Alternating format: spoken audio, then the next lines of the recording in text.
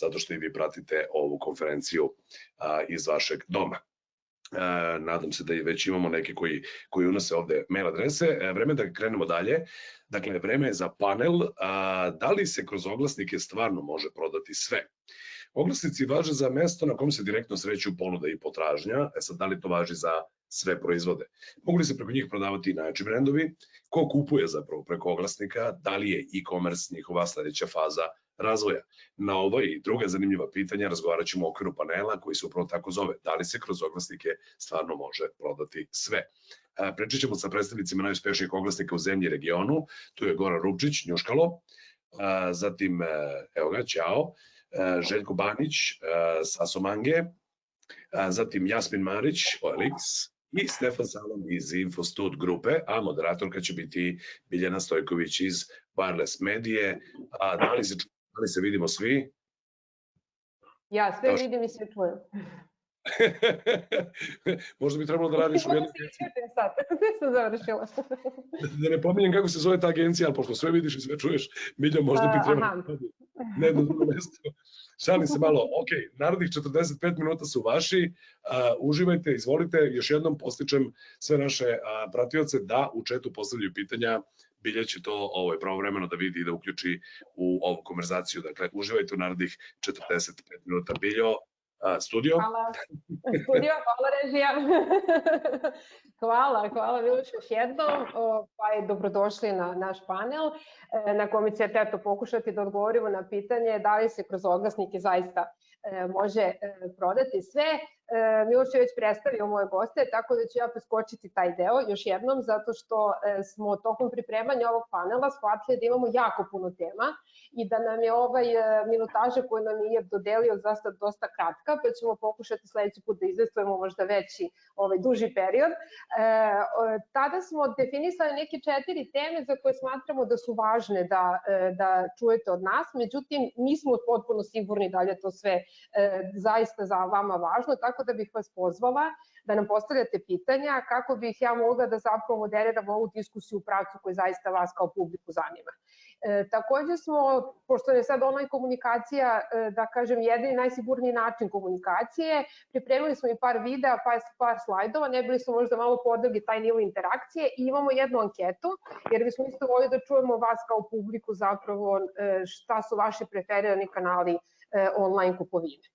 Ovim delom ja završavam svoj uvod i odmah bih prestala na svoje goste sa našim već sad čuvenim pitanjem da li se kroz oglasnike zaista može prodavati sve i pošto mi instinkt nešto kako navodi da će moji sagovornici reći da, ja bih onda volila da malo i definišemo šta je to što se stvarno može prodavati, da li su to brendovi koji su adekvatni masovnom tržištu, šta se tu dešava sa luksuznim, sa nekim top brendovima i ono što je neizbešno pitanje je šta se dešava sa oglasnicima, classifiedcima ili marketplace-om, znači sva ta 3 termina su kod nas zaista u igri, oglasnik je nekako srpski najadekvatniji prevod. Šta se desilo tokom pandemije i COVID-a? Da li se asortiman promenio, ako se promenio u kom pravcu, šta se tu dešavalo? Eto, ja bih voljela da sada, ne znam, krenemo, evo, meni je Goran prvi gorec s leve na desno, pa bih možda Gorana pozvala da prvi krene sa situacijom, šta se dešavalo u Njuškalo, u Hrvatskoj generalno i možda generalno neki opšti pregled, zavisi šta svi imate od informacija.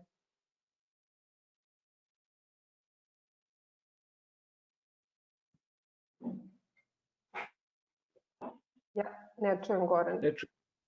Malo da vidimo. Da. Sada bi trebalo biti dobro. Jeste. Ok. Evo još jednom lijepi pozdrav svima. Drago mi je da smo i mi sa Njuškolom prisutni na vašoj IAP konferenciji. Pa ako je pitanje da li se na oglasnicima može prodati sve, prije svega dopustite mi da kažem da barem mi u Njuškolu sami sebe ne smatramo oglasnikom, jer naziv našeg biznisa nas dosta snažno opredjeljuje, ali u stvari kad gledate generalno naši tipovi biznisa su generalno podijeljeni nekakve dva osnovna segmenta, jedno su vertikalni ili tržišno nišno specijalizirani za određenu tržišnu nišu, recimo automobili, kod vas, primjer na srpskom tržištu je, mislim, polovni automobili da su jako dobar primjer. Ili s druge strane imate horizontalne oglasnike koji pokrivaju zaista širok spektar roba i usluga. Njuškalo je horizontalni oglasnik i za nas zaista vrijedi pravilo da se zaista može uspješno prodati sve i prodaje se sve. Naravno, to sve je uvijek vrlo širok pojam, tako da treba uzeti nekakva ograničenja, a to su dva osnovna ograničenja. Jedno je, dakle, na Njuškalu se prodaje sve osim onoga što nije dopušteno Zakonom o internetskoj trgovini, prodaji internetskoj trgovini. U Hrvatskoj, recimo, na našem tržištu nije dopuštena prodaja oružja ili lijekova, tako to su neke robne niše koje ne pokrivamo i s druge strane nekakve robne grupe za koje mi sami odlučimo da ne želimo biti prisutni u njihovoj prodaji. Ali izuzev toga, apsolutno se prodaje iznimno širok spektar roba i usluga. Možda da podijelim sa vama nekakav podatak koji možda ovako zvuči zanimljivo. U Hrvatskoj, na hrvatskom tržištu na dnevnoj razini se proda nešto više od 10.000 raznih predmeta, čija je ukupna financijska vrijednost preko 2 milijuna eura dnevno.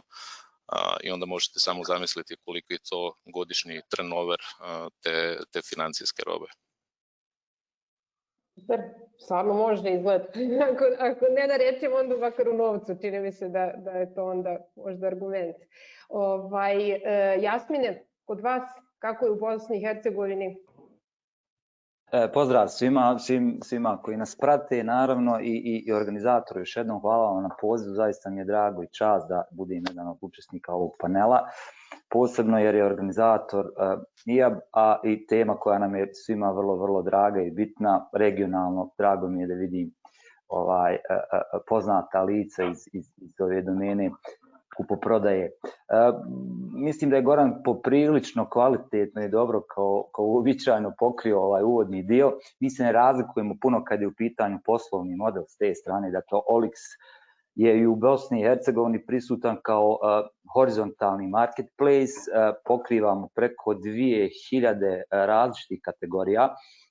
Pored roba, vrlo se često koriste i usluge, dakle nisu samo roba predmet kupoprodaje, koliko su i te uslužne stvari.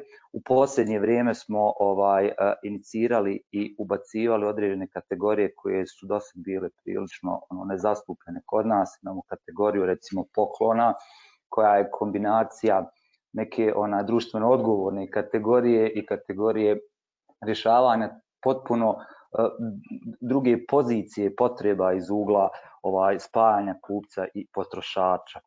Što se tiče naših nekih ranih slogana u biznisu, počeli smo od igle do lokomotive i bukvalno se oglasi iza igle, iza lokomotive i danas mogu naći na Olixu. To postoji stvarno. Da, zaista, čak smo u marketingu koristili nekoliko tih oglasa da vizualno prikažemo lokomotivu, iglu i šta se ne. Ali na tom tragu se slažem da postoje definitivno segmenti i kupaca i prodavaca i mi dosta našeg biznisa baziramo na segmentiranju upravo različitih vrsta korisnika, kupaca i prodavaca, njihovih motiva za upotrebu, konzumaciju nas kao platforme, kao marketplace-a i naravno razloga i volumena za korištenje pojedinih kategorija.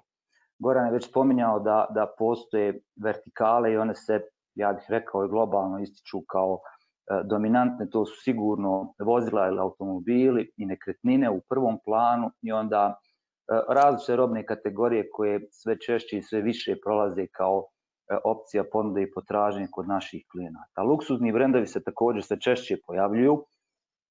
Samim tim što smo iz ugla posjete prilično dominantni na našem tržištu, veliki broj različitih, rekao bih, niša, roba ili brendova koji prije nije razmatrao ulazak na našu platformu ili generalno onaj kanal, posebno u zadnjih 6 mjeseci sa dolaskom pandemije, nas vidi kao jedan alat za brzi i lagani ulazak u taj dio online prodaje. S te strane, ti segmenti naravno nisu toliko značajni i veliki, ali opet iz ugla marže i svoje pozicije su itekako vrijedni i također nalaze svoje kupce ili prodavce na našoj platformi.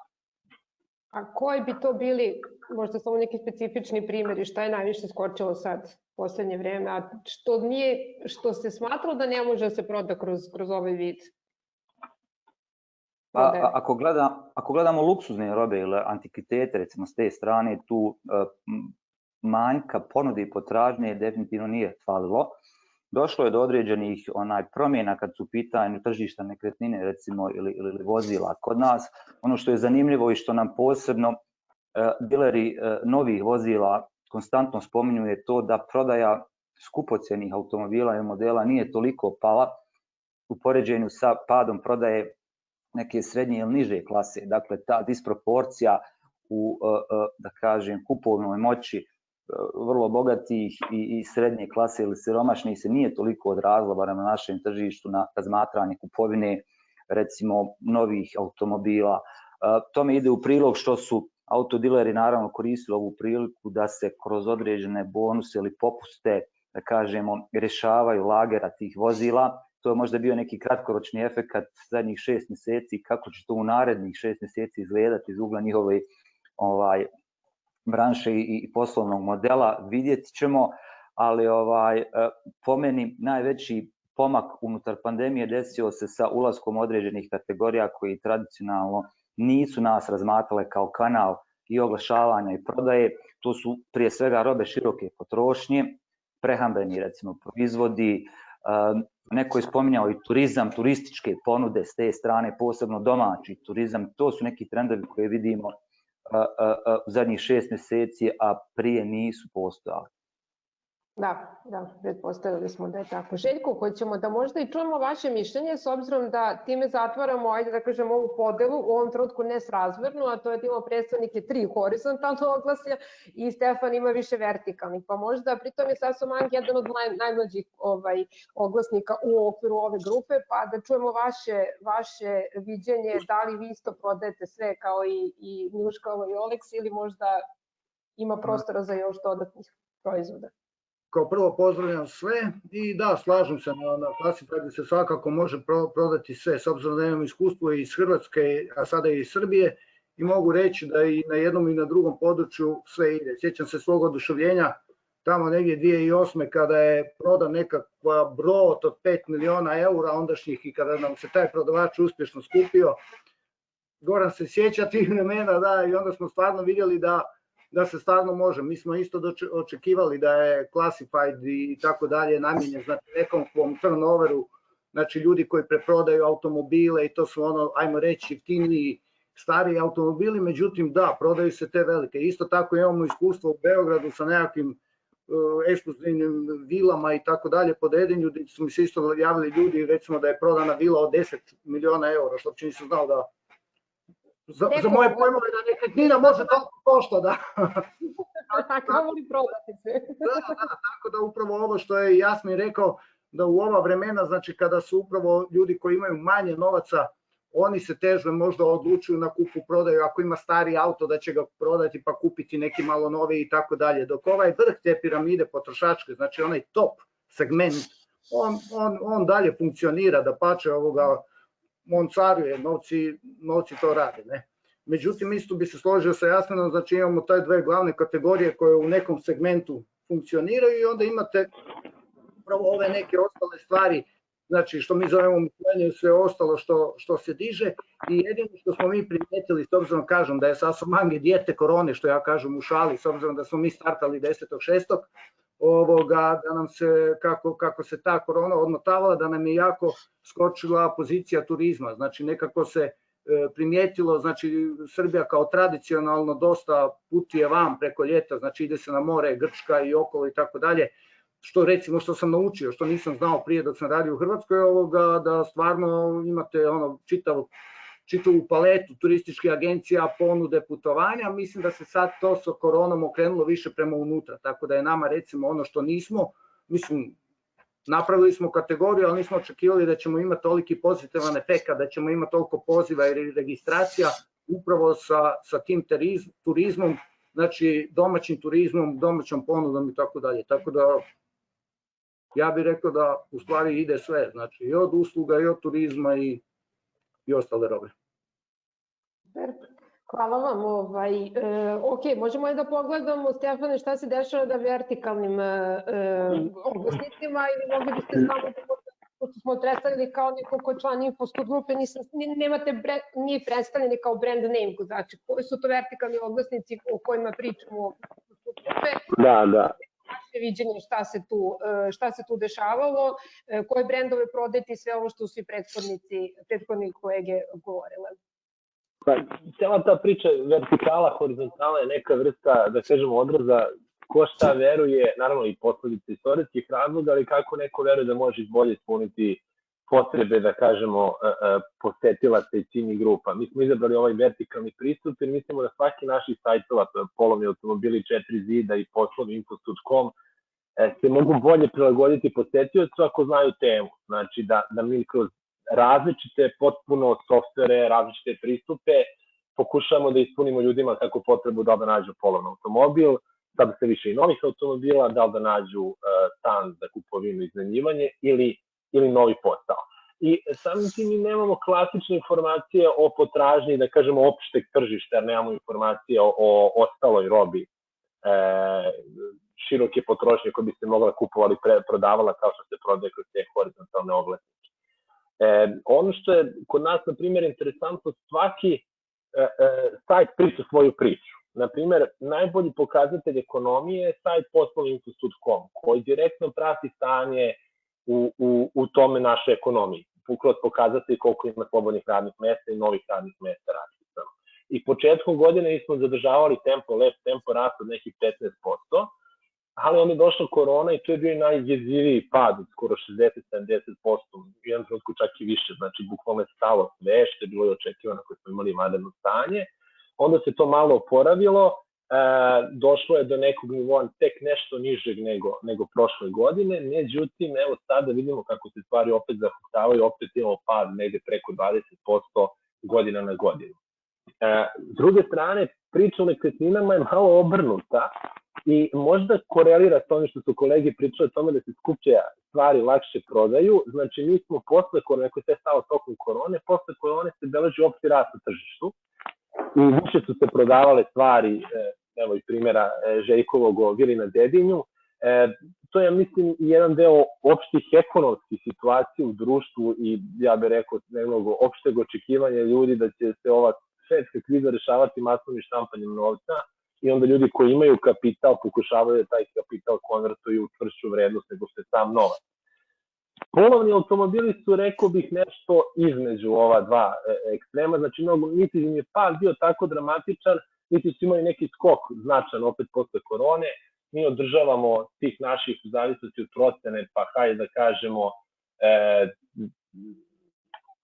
nije lako proceniti, između 10, recimo od 8 do 15.000 vozila promeni vlasnika preko nas mesečno i taj tempo je svakako bio nešto usporen tokom korone, ali se on značajno, rekao bi, brzo i normalizovao i to je sajt gde beležimo i dalje stabilan čak i rast, znači rast posete i uopšte rast, najveći rast oglašavanja. Tako da dosta zavisi od toga koji se gleda, koliko je koji udaren. Opet ponavljam, tek treba da vidimo ovaj naš najnoviji, kako ćemo ga zvati, drugi talas, treći pik prvog ili kako god već ko želi, ali ovaj sadašnji talas koji bome deluje da je vrlo, vrlo visok, jer je to što ne nadzire kraj, tek ostaje da vidimo kakve će biti njegove posledice prvo kratkoročno, a onda i uopšte na nekom srednjem periodu koji meri će ugroziti ekonomiju. Tako da mislim da u zbiru ove i naše vertikale i zajedno s ovim horizontalama pričaju svoju priču, da se digitalizacija zaista desila, da deluje, ako bi sad kriza prošla, da bi to bilo divno, ali ono što ostaje za strah jeste koliko još ovo može da traje, pošto je najraniji kraj, kažemo, proleće neko kad može dođe vakcina, šta će se šta da desiti, koliko će se njih kao slabe ekonomije koje ne mogu tek tako da štampaju pare, ne možemo mi štampati evre i dolare, mi štampamo samo dinare, znači neće nama lako ići koliko će biti cena koju ćemo plaćati za sve ovo sad. Da, mogla bih da se složim. Prije nego imamo još ove dva pitanja, meni se čini zanimljivim, nego bih zamolila pre toga režiju, ako može da nam omogući dugme za šerovanje, zato što je i Goran ima nešto pripremljeno i ja imam nešto, Željko mi je prosledio, pa bi se možda pustili eventualno, ali nam je nestalo umeđu vremenu dugme. to su sad te mane online poslovanja. Evo, ja ću pustiti Gorane, hoćete, ovako prvo imam jedno zanimljivo pitanje, vi sad vidite moj škrin, je li tako? Vidim.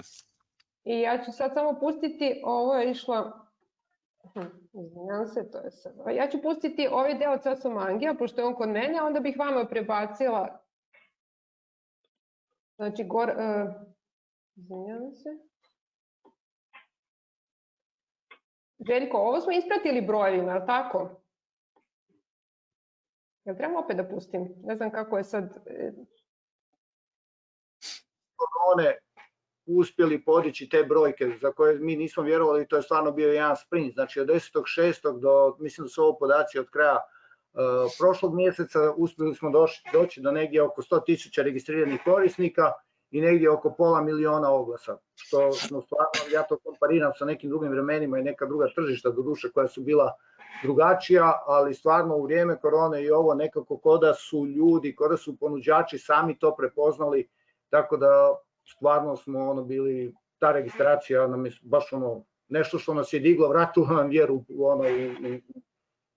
da se može ipak i u ta teška vremena podići takve brojke i takav jedan brend. Svaka čast, zaista nije lako pokretati bilo koji biznis u vreme korone, jeste možda prednost zato što je upravo online funkcionisanje, ali pokrenuti i nabaviti sve proizvode i od trgovce i privući potrošače, to jeste zaista izazovno i organizovati tim ako ste svi online. Upravo to, nije tu znači organizirati tim, napraviti kampanju koju se nadam da ste zapazili sa Miloševićem, sa ovim, da smo imali sasvim... Da, Miloševićem, da smo stvarno radili na jako puno frontova i to sve u tim nekim skučenim uvjetima gdje ovaj neđe, da bi uopće ušao u studio morate napraviti, ne znam, neke PCR testove, ovi neće dati režiju, znači stvarno sve što se moglo otežati, otežalo se, znači ništa nam nije prošlo lagano, ali kažem, ako smo imali kakvu satisfakciju, tržište je to prepoznalo i tamo je to odradilo baš kako treba, tako da nam to daje jednu baš satisfakciju, zadovoljstvo, tako da je. I treba reći da smo paralelno s tim morali organizirati sve te timove da rade isto kao što i svi rade od kuće, znači kogod je mogao raditi od kuće, onda smo morali znači cijelu našu logistiku i sve to nekako staviti na daljinu, ne. Ja sam cijelo vrijeme bio na putu u Zagreb-Beograd, ne, ali kažem, puno ljudi nam je bilo okolo, tako da mogu reći da s ovim brojkama kao najmlađi da smo... Da, rekao bih, vrlo izazovni uslovi, ali po meni dobri rezultati u svakom slučaju. Gorane, jel biste vi sad šerovali vaš slajd? Može, vrlo... A paralelno, da, samo da znate, imam jedno pitanje koje je meni zanimljivo, da li se promeni odnos korisnika pravnih u odnosu na fizičke osobe, znači koji davaju oglase na prodaju u odnosu na ranije zbog korone? Znači, to je jedno pitanje iz publike i meni je svakako zanimljivo i jedno pitanje nas ćemo malo kasnije da iskoristimo. Da, dosta pitanja je da, imamo još jedno pitanje, koji je zapravo interes tih top brendova da imaju prodaju preko oglasnika? Pa interes brendova, evo, ako mi dopustite sa moje strane, na primjeru Njuškala, ne znam koliko vaša publika poznaje Njuškalo i hrvatsko tržište, ali Njuškalo je u Hrvatskoj izrazito dominantan marketplace. Što to znači? Znači da smo u odnosu na našu neposrednu konkurenciju iz naše branše jači 5 do 7 puta više. Dakle, imamo 5 do 7 puta više i robe koja se prodaje i posjetitelja, kupaca i tako dalje. Ali osim naše dominantne ili sastavni dio naše dominantne pozicije je u stvari i iznimno snažan brand. Njuškalo brand equity je 219, to je brand koji ima svoje osnovne karakteristike koje je baziran na povjerenju prema kupcima i naravno da onda to i top brandovi i top kompanije prepoznaju. I danas nije tako bilo uvijek, jel kad gledate taj povijesni razvoj naše industrije koja se ranije nazivala oglasnik pa classified, pa danas ju nazivamo marketplace, u ranijim vremenima, to je vrijeme koje datira 10-15 godina unazad, dakle dok smo još bili u onom print vremenu, obično su se oglasnici ili naša branša povezivala sa nešto nižom kupovnom moći korisnika i tak dalje, ne? I isključivom prodajom rabljenih second hand artikala. Danas to više nije tako, ne? Mi smo jako daleko se odmaknuli od tih pozicija. Ako gledate recimo glavnina Njuškalovih posjetitelja, odnosno najdominantnija dobna grupa prema Affinitiju je između 25 i 40 godina starosne dobi, podjednako muškarci i žene, naravno na horizontalnom levelu, dakle to je grupa koja spada u najveću kupovnu moć.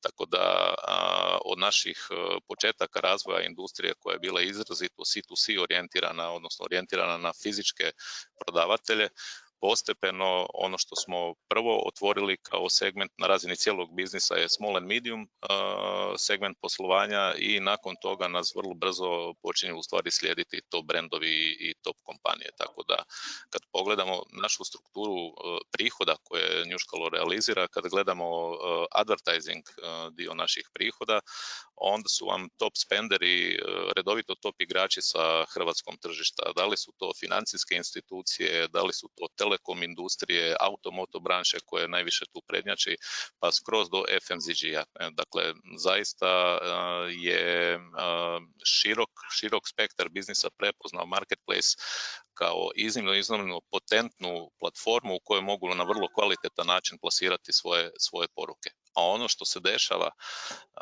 sa digitalnom transformacijom, ta prisutnost top brendova sve više i više postaje prisutna, barem u našem primjeru, i to pogotovo kod onih igrača na tržištu koji se uspješno digitaliziraju, odnosno koji uspješno provode digitalnu transformaciju. I to je onaj moment u kojem ja kažem da mi sami sebe u stvari ne opisujemo kao oglasnik, jer oglasnik podrazumijeva u stvari oglašavanje prodaja, a naš biznis je u stvari ipak nešto sasvim drugo. Naš biznis je kupoprodaja, pri čemu je oglašavanje te prodaje u stvari ništa drugo nego samo vrlo važan, ali samo prvi korak cijelog procesa.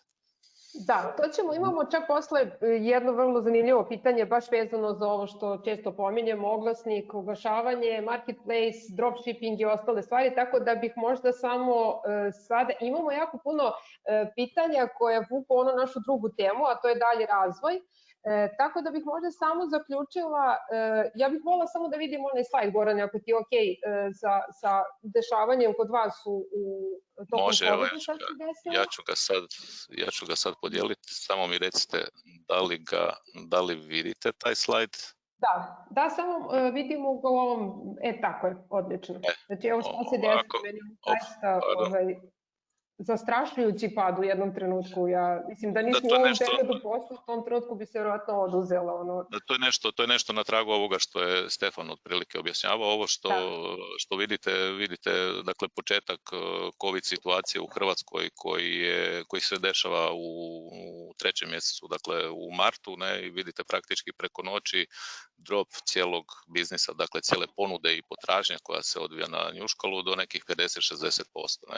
Ali ono što je ovdje interesantno za vidjeti, što je jedna od karakteristika nas koji sebe smatramo digitalnom industrijom, je u stvari iznimno brz recovery, gdje mi praktički u samo 2 mjeseca od početka krize praktički se vraćamo na početnu razinu volumena tradinga, i naravno da iza toga postoje niz aktivnosti koje smo mi proveli, koji su dakle lansiranje novih proizvoda koji u stvari omogućavaju i olakšavaju digitalno poslovanje. Evo recimo kao primjer možda, čak i u vrijeme lockdowna prodaja nekretnina nije stala, Njuškalo je omogućio svojim korisnicima, dakle i partnerima, virtualno oglašavanje nekretnina. To je otprilike ta kategorija servisa. Super. Mislim, u principu rekla bih da smo se svi negde složili s ovim, sada su padovi, rastovi identični, čini mi se da smo svi negde beležimo ovako nagli pad, pa onda porast, pa onda sad malo valove kako idu gore. Odrezati još na ove top brendove i to ovo što Goran pričao i ovo njegovo iskustvo, u to vrijeme sam bio u Njuškalu i znam ta iskustva, i onda mi je bila jako interesantna pojava koju moram primijetiti, recimo baš sad kod podizanja sa Somangea, recimo ovdje smo imali upravo to da smo imali od samih početaka dobar odziv i sa top brendovima i sa malima. Ja sad trebalo bi sad filozofirati, razmisliti da li je to u odnosu od 2007. do sad se nešto promijenilo kod to brendova ili tako dalje, ali recimo ovdje na Sasu Mangiju kad smo radili, znači mi smo odmah prepoznati upravo i sa tim i novim i ekskluzivnim nekretninama, znači čak imamo za ove neke druge stvari pojave iz Misleniju koje još uvijek počnemo i tako dalje, znači gdje smo odmah prepoznati i gdje odmah traže suradnju. Sad ja još uvijek ne mogu razlučiti da li je to razlika hrvatskog tržišta i srpskog tržišta ili je to razlika vremena, znači od 2007. pa do 2020. da je cijelo tržište, da su to brendovi nešto, da su same Classifiede počeli drugačije doživljavati. Da. Dobro, u suštini, mislim da bismo, imamo sad ovako jednu vrlo zanimljivu diskusiju, već ovde po pitanjima, a drugo i naše pitanje je, zaista dogovor je bilo da pitamo kuda idemo, u kom pravcu, šta je sledeći korak u razvoju Classified i dalje to e-commerce. Sad je i Volker na prethodnom predavanju pomenuo Shopster kao skorije lansiran marketplace, ali koji je baš commerce marketplace i primetili smo da se na našem srpskom, pa i na regionalnim tržištima sve više pojavlje klasičnih marketplace-ova i ovde sad imamo, znači volim da pričamo o tome kako vi vidite razvoj oglasnika, da li je commerce razvoj sledeći, da li je rast sada e-commerce-a, to je još jedno pitanje, kojemo da li je rast commerce-a u vreme pandemije ugrozio poslovanje Classified-a ili nije oglasnika. Imamo jedno vrlo zanimljivo pitanje od gospodina Ponjavića, a to je da malo se miješa prodaje i oglašavanje u percepciji, marketplace i showing room. Samo moment, da li e-commerce budućnost povlači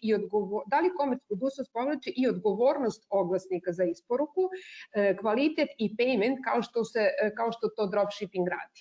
Znači sada smo već malo otvorili tu priču koja je razlika između proizvoda i načina plasiranja robe na oglasnicima, classifiedcima i na komercu. Hoćemo li da otvorimo tu temu? Je li imamo dobrovoljaca? Ko bi prvi krenuo s temom? Evo, Jasmin, izvoli. Vrlo rado, tema mi je jako zanimljiva zato što je vječita diskusija u našim timovima vezana upravo za ovu migraciju navika i samih potrošača na kraju krajeva kada je u pitanju e-commerce u odnosu na marketplace. Olix je međunarodna kompanija, kao grupa djeluje na preko 30 tržišta, tako da imamo neku bazu korisnika i znanja i uvida sa jako geografski široko raspodijeljenih lokacija i tržišta. Ono što primjećujemo lokalno, a što može i vjerovatno jest vezano za našu tržišnu poziciju, kao što je Goran već naveo za Njuškalo, mi smo kao brend već jako dugo prisutni na tržištu, jako smo dominantni. Rič nam je prilično velik, kaže u neke statistike da svaki treći Bosanac i Hercegovac barem jednom mjesečno posjeti našu domenu. To je nešto što bi ja poredio sa nekim globalno jakim igračima koji kroz tu svoju dominaciju u posjetama za sve brendove, sve biznise koji razmatraju ulazak u online prodaju predstavlja izvor mogućih customera. Dakle, kad krenete kao novi biznis, kad napravite i oformite tim, kad oformite produkt, ono što vas na kraju svakako još čeka je privlačenje kupaca i to je jedno breme koje Željko vjerovatno sad u ovoj fazi tekako osjeti. Mi ga kroz prirodno postojanje tokom tog niza godina imamo kao organski trafik i samim time nas online kupoprodavci biraju upravo radi toga. Dakle, dolaze kod nas kao jednu produženu ruku na koju jako brzo i relativno jeftino, učinkovito mogu plasirati svoje proizvode. To se desilo i Amazonu prije par godina gdje su oni od kanala prve ruke počeli otvarati svoj prostor i puštati te third party sellere da uđu u tu domenu i da kroz njih u stvari plasiraju svoje robe ili se na kraju krajeva i oglašavaju tu. Pandemija je samo ubrzala i pogurala sve vrste, ja bih rekao, ili sve segmente prodavaca da razmotre brz i efikasan način kako da pored fizičke maloprodaje uđu u taj online dio. I ja bih barem nas ovdje lokalno u Bosni i Hercegovini, vrlo rado pozicionirao kao jednu od tačaka za online prodaju. Dakle, ne moramo biti ekskluzivni, ne moramo biti jedini, ali bi nas se, ako ništa, trebalo razmatrati kao jedan od kanala online prodaje, pored vlastite web stranice, pored vlastitog web shopa i pored svih drugih kanala. Dakle, kao što idete na Facebook da komunicirate već u međuvremenu vrlo ustaljeno, tako bi trebali razmatrati i online marketplace za plasman svojih roba, ne samo i za prodaju, već i za potražnju. I to je jedan trend gdje ja vidim neku sinergiju ovog našeg modela marketplace-a u pravcu samog e-commerce. Sad, kad je transformacija toga u pitanju, nama za produkt to znači da nešto što tradicionalno nismo recimo imali u konceptu, sad već razvijamo. To je recimo potrošačka korpa, dakle neki checkout koji je prirodan u e-commerce-u na jednom classifiedsu, na marketplace-u nije postojao, barem na našem produktu nije. Te smo morali prilično brzo i u kratkom roku da razmotrimo način na koji ćemo integrisati i taj neki shopping basket kao opciju kupovinu i dodavanje roba od više različitih ponuđača, logistiku, dostavu, garanciju za ispravnost te robe, payment. Dakle, to su sve neki koraci koji služe jednoj svrsi, a to je zadovoljenju potrebe kupca. I on to očekuje od nas, jer je na našem marketplaceu došao da nešto kupi, da potroši i vrijeme i novac. Tako da dosta se tu brzo i aktivno mijenja situacija i za našu poziciju kao marketplace na našem tržištu. Da, zvuči mi baš zanimljivo. Da. Ja bi se definitivno složio sa Jasminom kad govorimo o budućem razvoju ili možda konkretno da li je e-commerce smjer prema kojem se otvara i marketplace biznis, apsolutno da. Ako pritom pod e-commerceom mislimo u stvari za okruženje cijelog kupoprodajnog procesa unutar jedne platforme, ne? Tu je opet potrebno radi poznavanja u stvari powera i snage marketplace biznisa opet na jedan način razlikovati prodaju fizičkih osoba u odnosu na prodaju pravnih osoba, ne? Jeli kada ovaj dio gdje mi tradicionalno dolazimo iz prodaje C2C, zavisi kako koristimo termine, jeli, taj dio kada zatvarate unutar svoje platforme, on je iznimno kompleksan, on je čak u neku ruku i kompleksniji od ovog dijela B2C. Tu nema razdvajanja, nema u stvari nekog pravila želimo ovo ili samo ovo, tu je stvar u stvari odluke svakog pojedinog marketplacea i njegove interne strategije. Njuškalo kao takav je otvoren za sva tri osnovna segmenta, dakle i za fizičke osobe, i za small and medium enterprise i za top segment advertisera, gdje su opet, dakle, mi kroz sustav našeg razvoja uvijek nastojimo držati korisnika u centru našeg fokusa i dobro razumjeti njegovu potrebu, ne? I onda sukladno tome se razvijaju novi proizvodi koji upravo rješavaju problematiku koju naš korisnik na svojoj strani ima, a sasvim sigurno da ta problematika nije ista ako ste fizička osoba koja jednokratno ili vrlo rijetko prodajete nešto, ne? U odnosu na to ako ste recimo small and medium business ili agencija za prodaju nekretnina, ne? Dakle, u tome dijelu to su te vertikale i čak i horizontalni oglasnici. Dakle, šta Njuškalo čini iznimno uspješnim? Pa upravo to da imamo posebno fokusiran razvoj prema našim vertikalama i prema našim korisnicima.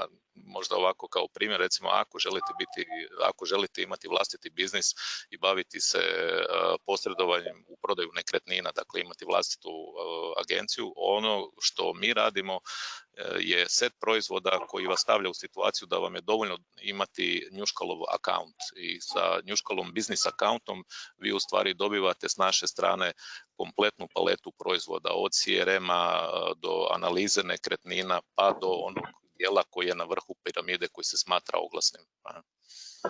Ja bih tu samo... Izvini, moram. Ja bih samo dodao, znači s jedne strane definitivno mislim da treba, da je budućnost.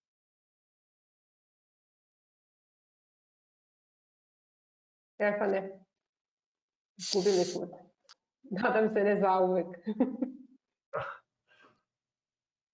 Ja Stefana niti čujem, a niti je pokret. Da, ja mislim da je samo do njega, vjerojatno je konekcija, pretpostavljam. Ono što nam sve možemo digitalizovati, konekcije su nam i dalje problematične. Stefan ne priključi. Željko, hoćeš ti, pa onda dok se Stefan ne vrati nazad da... Može i sa Goranom i sa Jasminom i to je upravo taj neki tempo koji mi sada kako obavljamo svoj posao dobivamo i ono što sam uvijek govorio, imamo i taj jedan edukacijski karakter, znači da bi to sve tako zaživilo kako je lijepo Jasmin objasnio, evo što je rekao Goran, znači mi moramo i to nekako tržište i te naše klijente i tu jednu ogromnu masu na neki način educirati i odgajati u kom to smjeru ide. I svakako da je tu puno povoljnije prilike ovo što je Goran rekao, kad radite s pravnim osobama, ako razvijamo neki e-komerc, onda je on čak i zakonski puno jasnije opisan. Znači postoje neke obaveze, neko ko nešto prodaje, koja je naša uloga, znači to je, čak i zakon je to opisao, dok recimo ovo između fizičkih osoba, to je uvijek malo ono škakljivo, jer uvijek postoji taj određeni dio ljudi koji doživljavaju to, znači oni nisu ni educirani šta to znači, na koji način, znači svako se od njih može u tom procesu fizičke kupoprodaje, znači baš prave, bez obzira da li je ona preko oglasnika, interneta ili su se našli na nekom pijaci, kako se kaže, znači oni imaju neka svoja viđenja toga, tako da to još više komplicira tu stvar, ali kažem tu onda na neki način dolazi upravo taj naš edukacijski prostor. Stefan, pozdrav. Stefan, zdravo. Ne znam šta, nije mi baš najjasnije šta se desilo. Znači, rekao sam, s jedne strane taj put u e-commerce, definitivno. Mi imamo prve slučajeve kupovine od dilera manje više na daljinu, da su ljudi završili posao preko sajta, to je još u začetku, ali znamo da je trend na svetskom tržištu. Drugi važan zadatak, naravno opet nije svuda isto primenjiv, je podizanje poverenja i transparentnosti. Mislim da je to isto uloga svih oglasnika da povećamo sigurnost u bilo koje transakcije. Sad, naravno, drugačiji je način kad te pojedinac zapošljava u novoj firmi, želite da može da se informiše da li će biti mobinga ili ne sa strane zapošljavanja, do toga kad kupujete automobil, da li diler koga vi kupujete ima dobru reputaciju ili nema, ali mislim da se, iako ja nisam stručan kao kolege za oblast C2C, može napraviti neka čak i tu paralela ili bar u kupovini od biznisa za robu široke potrošnje. Znači, jedan aspekt je definitivno e-komercizacija, ali drugi aspekt mislim da treba da bude i podizanje poverenja i povećanje transparentnosti. Mislim da je to na neki način zadatak svih nas, da ljudi osjećaju veću sigurnost kada interaguju na bilo kom oglasniku, bilo šta da kupuju ili prodaju. Da, zato što u slučaju oglasnika zapravo trgovac je taj koji preuzima odgovornost, a ne sam marketplace, ne sam brand, je li tako? Ne možemo reći da je Amazon odgovoran za kvalitet, nego trgovac koji je na Amazonu izneo svoje proizvode. Ali ljudi će očekivati da i mi pomognemo u razdvajanju kukurenja žita. Da.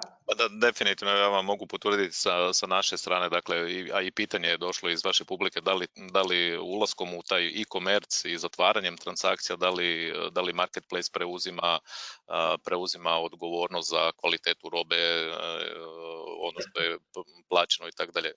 Apsolutno da, ali na drugačiji način, dakle, tu su razni, dakle, mi ne prihvaćamo odgovornost i ne preuzimamo odgovornost potpuno, ali ono što gradimo kroz naše servise je mehanizam apsolutne zaštite naših kupaca i naših prodavatelja i on je na iznimno visokoj razini. Ovdje, evo, ne znam, kao primjer, recimo Buyer Protection program koji je sastavni dio jednog standardnog escrow poslovanja. Escrow je u našoj branši termin kojim opisujemo transfer novca i od prodavatelja do kupca preko sigurnih financijskih institucija i tako dalje, ne, unutar onda kojega mi integriramo i taj Buyer Protection program koji se može poistovjetiti ili vrlo je sličan sa, ajde recimo to tako, garancijom koju dobivamo na kupljeni novi artikl, samo što se ona u ovom slučaju onda odnosi na upravo tu robu koja je prodana na marketplace-u. Super. Što sam htjela još dodatno sad pitati, zamoliti u stvari režiju da nam pusti jednu anketu, da vidimo kakve su preferencije, ali mi ćemo paralelno nastaviti da pričamo, pošto nemamo još puno vremena, i da vidimo koje su vaše preferencije kad je u pitanju online kupovina, da li imate najviše poverenja u oglasnike, u e-commerce ili u društvene mreže.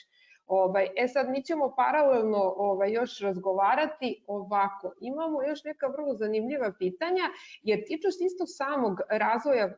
Da li je neko od naših korisnika odlučio tokom... Da li neko od kompanija plana kreiranje sopstvenih proizvoda ili usluga?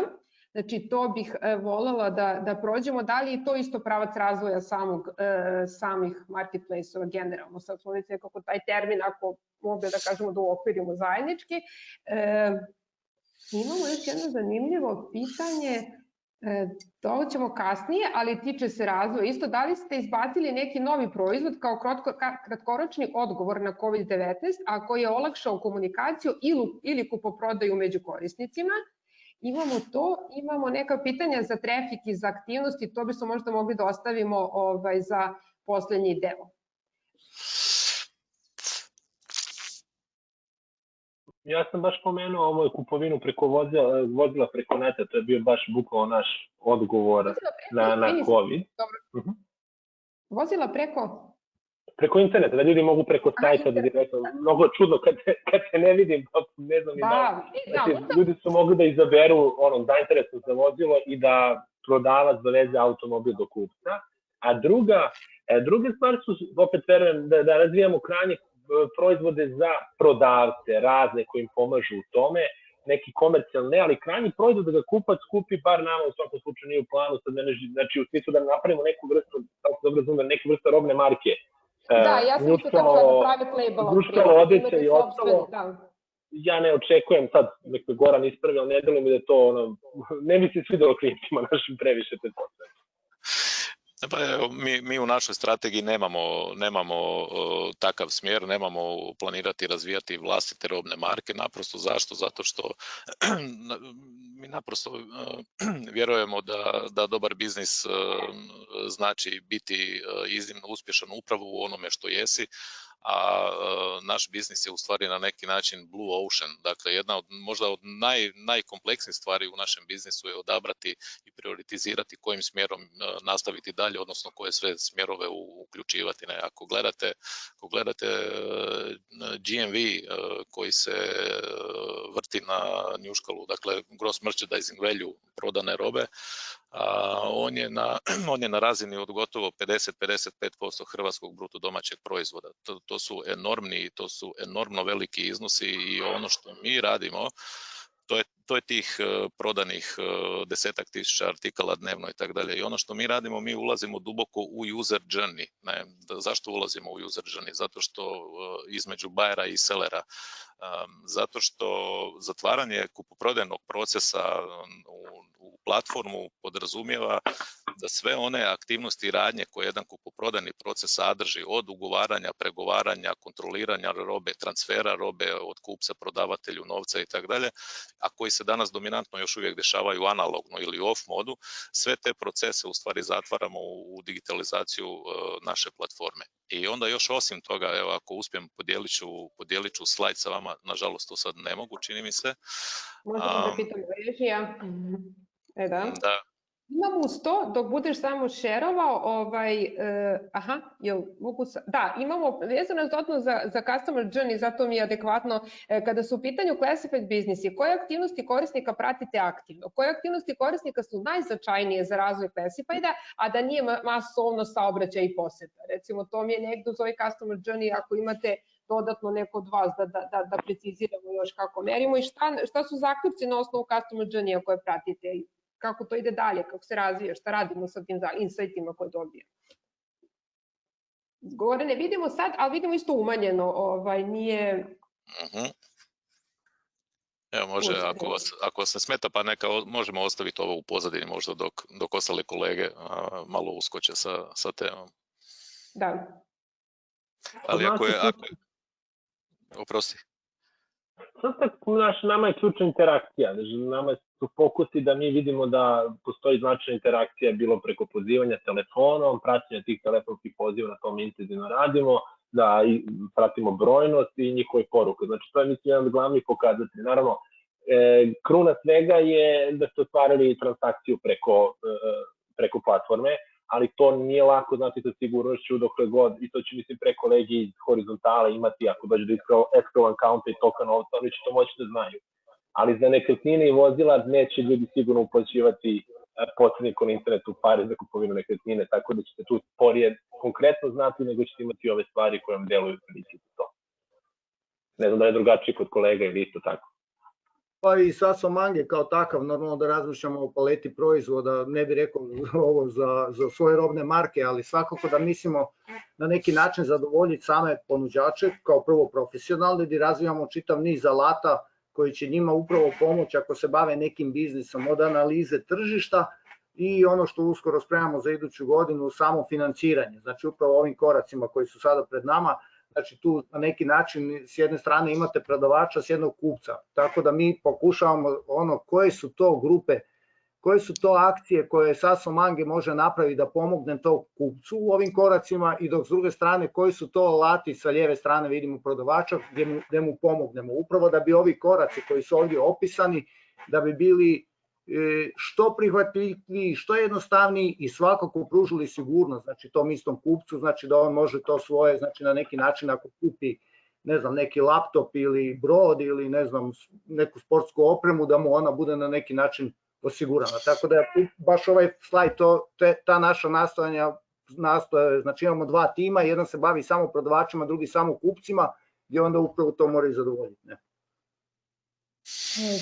Moram da vam saopštim jednu tešku vest. Imamo još 2 minuta. Dakle, mi smo ovdje, evo već imamo ovdje i neke odgovore.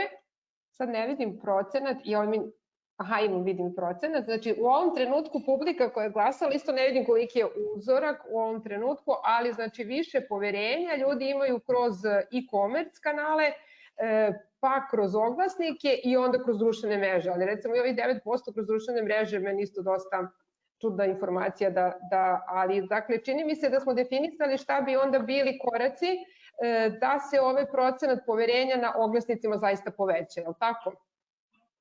Ovo je prirodno, ovo je za očekivati ovakav rezultat, jer ipak taj e-commerce koji to daje, on stoji, on je kao nekakvi brand, sada ne lupam koji, i on na neki način, on odgovara za samu tu ponudu. Sami marketplace ili oglasnik, kad se kako god izvali, nismo... 50% učesnika je glasalo, znači, tako da... To je sasvim relevantan podatak, ne znam kako kolege, ali ja se slažem s njim, on je prirodan u ovom momentu. Da li će to tako biti za 3 godine, to ćemo vidjeti, to ćemo se i mi pretvoriti. Ali u ovom momentu... Ja se ne bi složio sa Željkom, odnosno ne da se ne slažem sa Željkom, jer vjerojatno je, ajde nazovimo to, stupanj razvoja pojedinih brendova na svakom tržištu bitno različit od jednog do drugog tržišta. Recimo ovdje u Hrvatskoj, na hrvatskom tržištu postavljanje takve ankete apsolutno ide u prilog prema Njuškalu. Dakle, u smislu poverenja, trgovanja, Njuškalo je the number one i daleko ispred socijalnih mreža. Mislite kako je... Izvini. Kod nas zakon bukvalno štiti kupca kad kupuje direktno od prodavca. Znači ima rok od 15 dana da vrati robu bez objašnjenja. To daje veliku prednost. Nažalost ispade Goran, pa nam se vrati brzo kao ja. I zato mene ne čude ovi brojevi. Goranovi rezultati vjerovatno idu iz neka ispitivanja tržišta, ali kad pogledate upravo ovo što je Stefan rekao, sasvim je u pravu. Znači, radio sam na hrvatskom tržištu, vi u stvari isto ako imate neki problem ili vas neko prevari što je kupio i to imate osim toga imate na portalima, znači vi u stvari ne možete dobiti od Classifieda nekakvu pravnu zaštitu, neko odgovaranje za to, što i zakon o medijima i oglašavanju i sam tamo kaže, znači Classifiedi postave oglasa, da li si ti ukrao taj auto, da li je ta slika umjetnička koju prodaješ, to jako je irelevantan podatak. Mislim, ne možeš ga potvrditi, taj podatak. Da, jasno. Ne znam da li je Goran, da li se uspio čuješ da ovde zapravo čini mi se da postoje razlike, ja sad zaista ne znam dobro hrvatsko tržište, postoje razlike da korisnike koji na komercu kupuju imaju 14 dana zakonski rok da mogu da vrate proizvode, a ne znamo da li u Hrvatskoj to važi i za bilo koju vrstu proizvoda ili ne. za vrlo koristan način.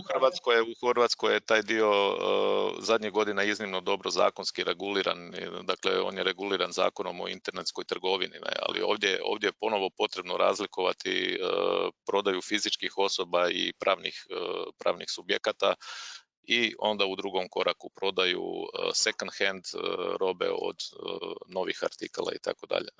Dakle, tu je taj, čini mi se, odmak koji je Njuškalo na našem tržištu, na hrvatskom tržištu, matičnom tržištu uspio napraviti daleko iznad svih konkurencije, jer upravo u prvi plan stavlja sigurnost naših korisnika. Dakle, mi idemo, uvijek je korisnik u centru našeg fokusa i ne stajemo na onome što je definirano ili i osigurano recimo nekakvim zakonom. Trudimo se ići i korak ispred, ako je to naravno potrebno, a sve u cilju zaštite naših korisnika. I u tome smo iznimno dobri. To je i razlog zašto je Njuškalo toliko iznimno snažan brend, a taj dio aktivnosti koji provodimo je u cilju zaštite potrošača kreće ne samo sa edukacijom, nego prije svega sa preliminarnim aktivnostima koje mi provodimo kroz sustave našeg big data, informatičkog sustava, pa rada naše korisničke podrške i tako dalje.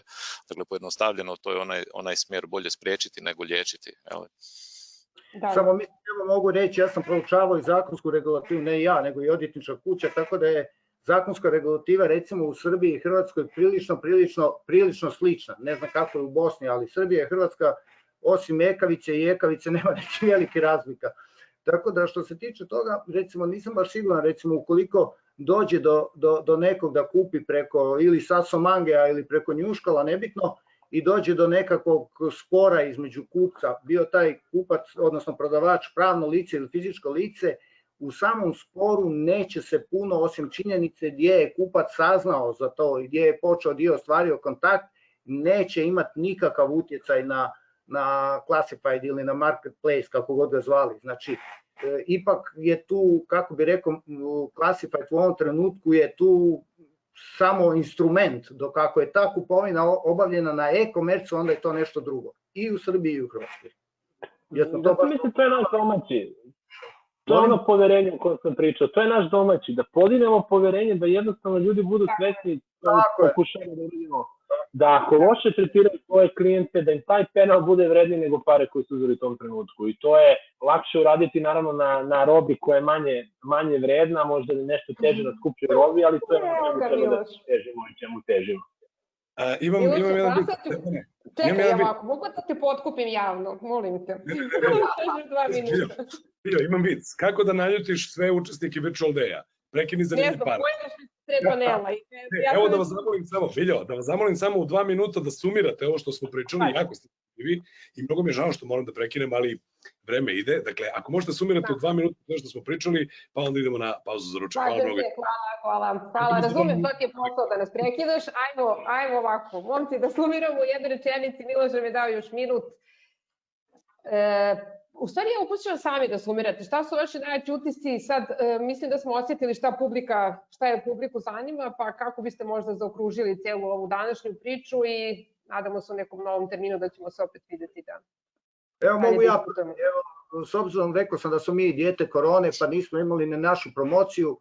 Ja sam stvarno uživao večeras s vama u društvu i obećam kad se ovo malo sredi, pozvaćemo vas na jednu promociju bez priče o poslu, da dođete kod nas u goste i da eventualno na nekoj večeri završimo ovu diskusiju. Može, ja sam za uvek.